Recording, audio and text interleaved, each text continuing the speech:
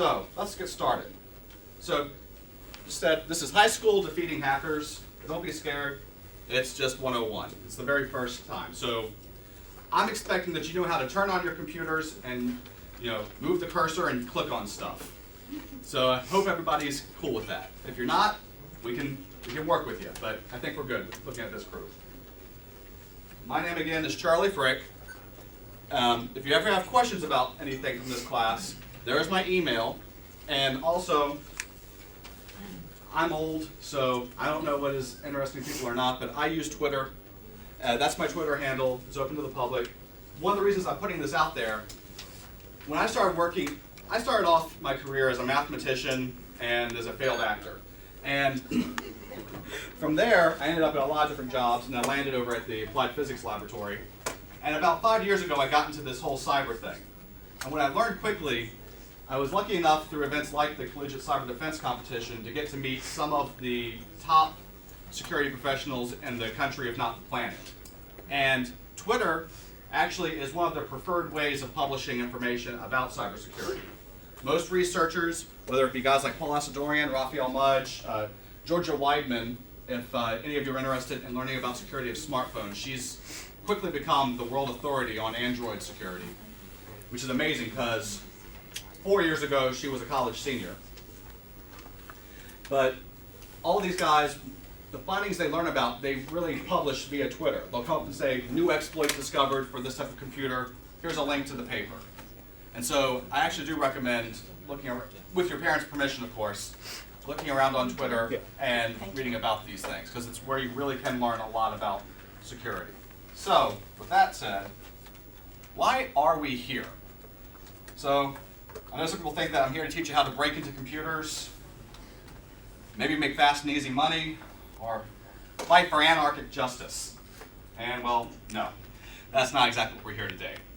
Computer hacking kind of has a really bad reputation because bad people have done things with it. Good people have done things too. So one of the things I stress when I give these talks is computer hacking in itself is not a crime if you are testing out security on a computer that you either own or have been given permission to work on for security purposes.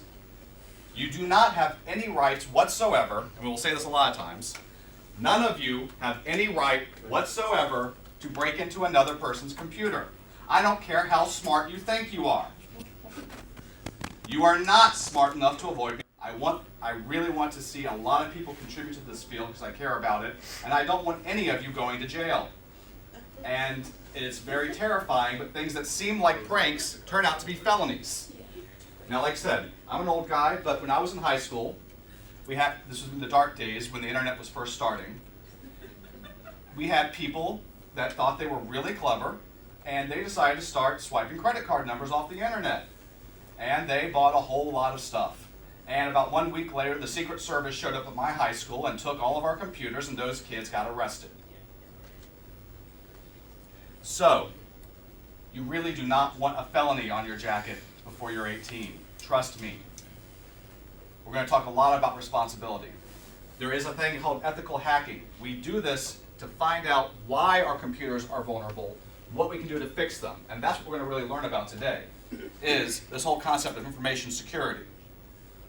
So we're going to learn about how to find vulnerabilities in the system and close them. And we will do a little bit with attacks so that we can learn how to exploit those vulnerabilities so we really understand what problems we have. Now that said, what's in this for you? Well, like I said, there's a lot of new knowledge in what I think is a pretty exciting field, an opportunity to apply computer science and security, as well as learning about what things you might be interested in learning and studying further on in your high school and college careers. But also, there's a lot of potential jobs and scholarships here. So this little blurb here is about the Cyber Scholars Program at UMBC. This is just one of many examples. But there are scholarships being formed right now for people interested in learning about information security. So you can get money for school if you want to go into this field. So I want to definitely stress that. The other thing, y'all look like a lot of very smart people, but I say this every time I talk to a high school group. 2 things, if you forget everything else I say today, I want you to remember these two things. Fill out the free application for federal student aid as soon as you possibly can the year that you're going to go to college. It's critical. The government gives away money. It's first come, first serve. See if you're eligible. The second thing I say to everybody has nothing to do with hacking. When you go to college, if any of you ever decide you want to go into the sciences, colleges will pay for you to go to grad school if you agree to teach classes there. It's very early in your lives to be hearing this, but I didn't learn about this until about the last month of my undergraduate career, and I quickly scrambled to get into grad school right afterwards, because I was finishing up my degree and thought, oh crud, I need to get a job because I can't afford school. And this was like, you idiot, they pay for you to go. So you've heard that at least once in your lives now. That gives you a 4-year head start on me. And I lied. There is money in this. Basically, this is a very big growth field. I know that you might have heard your parents talk about or watch the news. The economy has been rough the last few years. I can tell you for a fact that computer security has been growing at an enormous rate. We can't get enough people to fill the work that we're getting. So while there might be a shortage of jobs, this is one place where there is no shortage of jobs. It's a huge need. So if you're interested in a career, this is an excellent opportunity for one. Now, this is my cyber scary slide. So why do we need cyber defense? I mean, what's the worst that can happen? So quickly, that is a map of interstate pipelines across the United States of America. Things like oil, natural gas. Those little red dots are compressor stations. Each of those stations is connected to a computer. That controls how much pressure goes into a line, and they're remotely controlled. And they play a pretty critical role, because if somebody were to break in and design those computers to do very bad things, you can have critical failures. And I want you to see what a failure looks like. This is from Russia a couple of years ago. That's what happened when a compressor station went bad.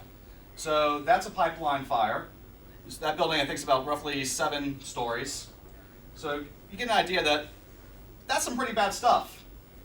And that is what compromised computers can possibly do. Along with that, there are computers in your car. There's been some interesting TED Talks showing people coming in through car radios and taking over the cruise control of a car. I'm not making this up. They send a broadcast on the radio. They get to the entertainment system on the car. From there, they jump over to the control systems on the car, and they can turn on your brakes instantly while you're driving 65 miles an hour on I-95. So, we need to do something about this. And that's why I want more people here to learn about this stuff. So now that I've scared the crap out of you, let's talk a little bit about today's agenda.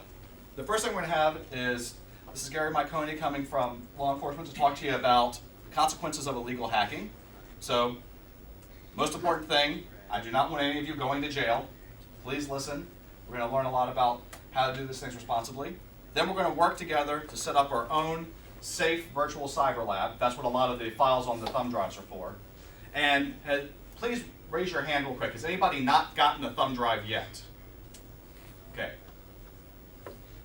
So if you haven't had one yet, just please raise your hands so we have enough time to let the files copy over so we can do the labs when we get to it. Then we're going to work on how to find, exploit, and repair vulnerabilities. That'll be the fun part.